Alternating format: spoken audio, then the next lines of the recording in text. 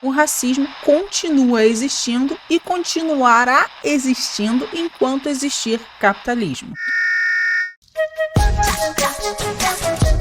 Olá, terráqueos! Hoje a gente vai assistir a Carol Sardá e ela vai contar pra gente sobre a Angela Davis, que é uma revolucionária estadunidense que os Estados Unidos, obviamente, tentou calar, assim como todos os outros Panteras Negras. Então hoje a gente vai entender um pouquinho da história dessa mulher tão importante que tá até hoje viva e lutando contra o capitalismo lá nos Estados Unidos. Mas antes de começar o vídeo, já deixa aquele like, se inscreve no canal se você ainda não é inscrito, ativa o sininho para não perder nenhuma notificação e se você gosta do meu trabalho, considere contribuir ou a partir do Apoia-se ou se tornando membro aqui no YouTube para ter acesso inclusive a vídeos exclusivos só para membros. Agora bora lá? Olá, eu sou Caroline Sardá e hoje eu vou te contar a história fascinante de uma das mulheres mais importantes para o movimento revolucionário. Ela que chegou a liderar o movimento dos Panteras Negras, fez parte do Partido Comunista dos Estados Unidos, autora de diversos livros importantes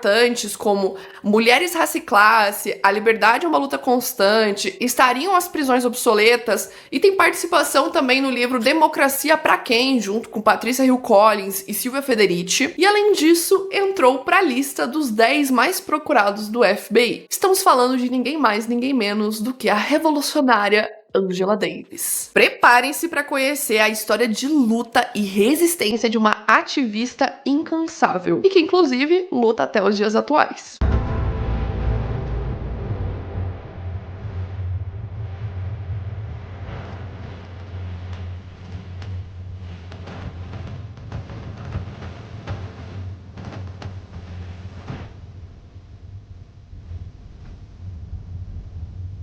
No Alabama, no dia 26 de janeiro de 1944, nascia a revolucionária Angela Davis. Davis cresceu na cidade de Birmingham, em um ambiente marcado pela segregação racial e pela discriminação, o que moldou sua visão de mundo e despertou seu ativismo desde cedo. Isso porque, sendo uma mulher negra que morava nos Estados Unidos, Davis vivenciou desde a sua tenra infância o racismo, vendo inclusive as ações brutais de uma das organizações supremacistas brancas mais bizarras dos Estados Unidos, a Ku Klux Klan, que inclusive era extremamente popular no Alabama, onde Angela Davis morava. Angela Davis vivenciou atos de barbárie promovidos pelos brancos contra os negros. Eram corriqueiros os linchamentos de negros e o incêndio e explosões criminosas que eram cometidos contra casas e igrejas de bairros de população negra. E foi assim, né, que o lugar onde era a sede do Partido dos Panteras Negras pegou fogo, inclusive, né? Além, claro, da política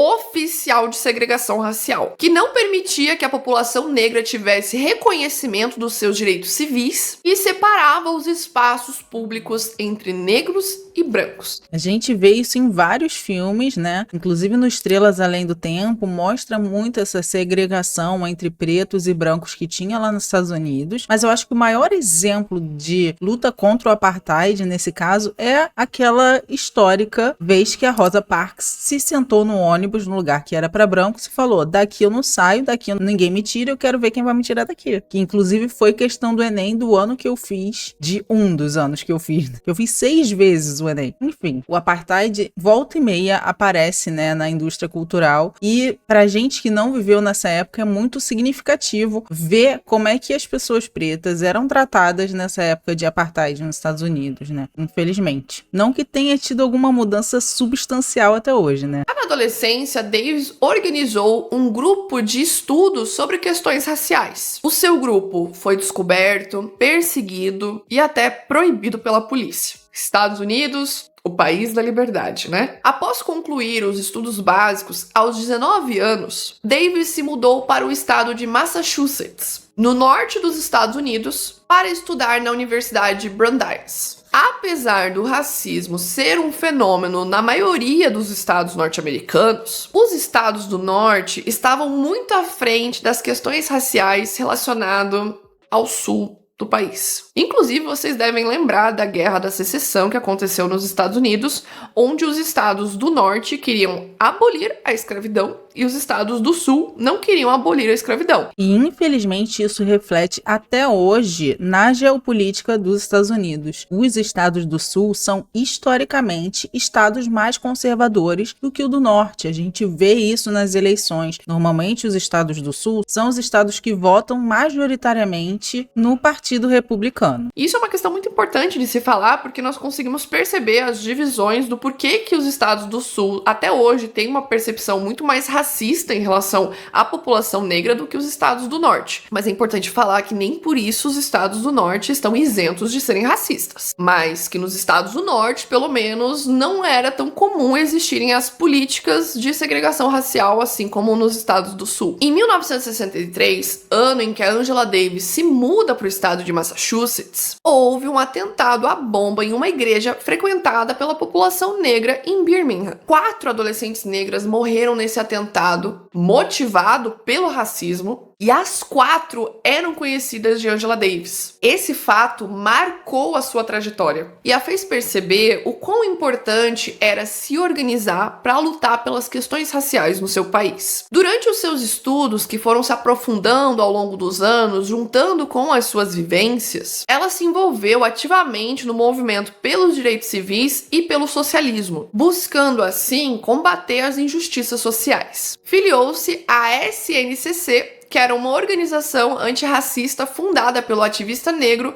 Stokely Carmichael, que, para quem não sabe, a SNCC tinha como princípios a resistência pacífica, que era um ideal de luta também defendido pelo ativista, filósofo, teólogo e pastor negro Martin Luther King. E com o tempo, a SNCC deixou de existir. Os anos 60 foi marcado por uma intensa luta pelas questões raciais, contra o racismo e pelos direitos civis da população negra, principalmente por conta da segregação racial que existia nos Estados Unidos, e que inclusive deixa marcas até os dias atuais. Em 1966, Huey Newton e Bob Silo fundaram os Panteras Negras, uma organização revolucionária que buscava combater a violência policial, o encarceramento da população negra, a segregação racial e promover a igualdade racial. Eles acreditavam também na autodefesa armada e no empoderamento da comunidade negra para combater a segregação racial e o racismo nos Estados Unidos. E os Panteras Negras eram um partido marxista-leninista maoísta. Tanto Carmichael quanto Angela Davis aderiram a esse posicionamento mais radical em relação às lutas envolvendo as questões raciais, filiando-se então ao Partido dos Panteras Negras, que mais tarde ficou conhecido como Movimento dos Panteras Negras. Nesse cenário, Angela Davis emergiu como uma das líderes mais influentes do Panteras Negras. Ela lutou e ainda luta incansavelmente contra a discriminação racial e o encarceramento em massa da população negra. Angela é muito conhecida pela sua retórica afiada e pelo seu envolvimento ativo em protestos, boicotes e pela libertação da população negra. Os Panteras Negras ficaram conhecidos pela sua luta antirracista ser mais combativa e incisiva, aderindo inclusive à luta armada contra o racismo. Mas pouco se fala que a Angela Davis fazia parte de uma frente um pouco mais pacífica do movimento, mesmo sendo muito radical, indo sempre na raiz do problema. Nessa época, ela também se filiou ao Partido Comunista dos Estados Unidos. E para vocês verem como funciona os Estados Unidos e a sua liberdade, em 1969, por suas ligações com o Partido Comunista e com Panteras Negras, Angela Davis foi demitida da Universidade da Califórnia, onde ela lecionava filosofia. Democracia, ué, democracia. Se você não fala o que a gente quer, a gente tira o seu emprego. Em agosto de 1970, Angela estava como representante do movimento dos Panteras Negras, acompanhando o julgamento de 3 militantes do movimento que estavam presos, os chamados Irmãos Soledad. O irmão de um dos rapazes presos, Jonathan Jackson, de 17 anos, invadiu o tribunal com mais 2 companheiros, todos armados, e sequestrou em uma van o juiz,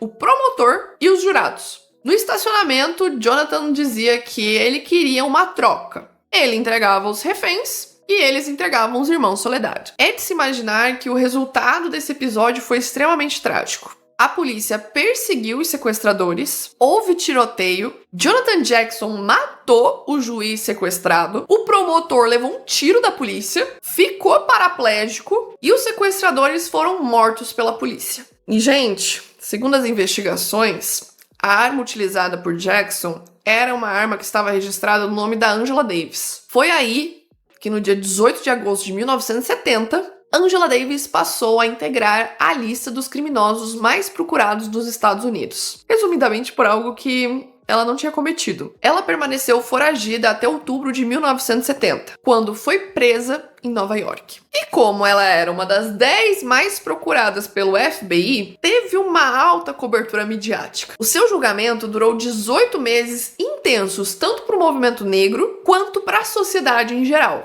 que passava a discutir a prisão injusta de pessoas negras. E que inclusive virou uma das pautas centrais da luta de Angela Davis, que envolve o abolicionismo penal e o encarceramento em massa da população negra. E por conta da sua luta, houve uma grande campanha por sua libertação, chamando a atenção de ativistas, artistas e intelectuais. O músico, compositor e ex-Beatle John Lennon, junto com a sua companheira Yoko Ono, compuseram a música Angela em sua homenagem. A banda de rock britânica Rolling Stones compôs a música Sweet Black Angel, pedindo a libertação de Angela. A prisão de Angela Davis desencadeou um movimento global pela sua libertação e colocou ainda mais os holofotes em cima da questão da prisão injusta de pessoas negras, que muitas vezes já são sentenciadas antes mesmo de sua condenação. Pessoas em todo o mundo se uniram em protestos, exigiram justiça e denunciavam a opressão sofrida por pessoas negras. Opressão essa que era sistemática, institucionalizada. Porque, gente, nós estamos falando aqui de segregação racial dos Estados Unidos. Literalmente existia lei de Jim Crow para separar pessoas negras e brancas. Era institucionalizado essa segregação. Tinha banheiro para branco e banheiro para as pessoas de cor. Bebedouro para branco e bebedouro para pessoas de cor. Lugar do ônibus para branco e lugar do ônibus para pessoas de cor. Então, assim, isso tudo era legalizado, era lei. Para vocês verem como o Estado burguês é racista por si. O racismo era lei. O período da história que nós estamos falando é um período que as leis diziam que você podia ser racista. Que se você linchasse ou explodisse igrejas da população negra, raramente aconteceu alguma coisa com você. Até porque a polícia defendia a população branca de cometer racismo contra a população negra. E aí a gente vê que mesmo o apartheid tendo terminado há bastante tempo atrás, a população negra ainda sofre com as consequências desse racismo estrutural que é fundado pelo capitalismo. Não existe capitalismo sem racismo. Malcolm X falava isso. Até hoje, terreiros de candomblé, terreiros de umbanda sofrem atentados por conta de serem um lugar de resistência negra. Religiões de matriz africana são frequentemente demonizadas pela população. Então, por mais que a gente tenha avançado em relação a gente, pelo menos, não ter leis mais racistas, o racismo continua existindo e continuará existindo enquanto existir capitalismo. E com isso, a Angela Davis lutou ainda mais pelos direitos civis. E os intensos 18 meses de cárcere, julgamento e exposição midiática terminaram com a inocência de Angela, comprovada no tribunal, e que terminou com a sua libertação. Com isso, a Angela Davis continuou lutando pelos direitos civis da população negra, se dedicando ao estudo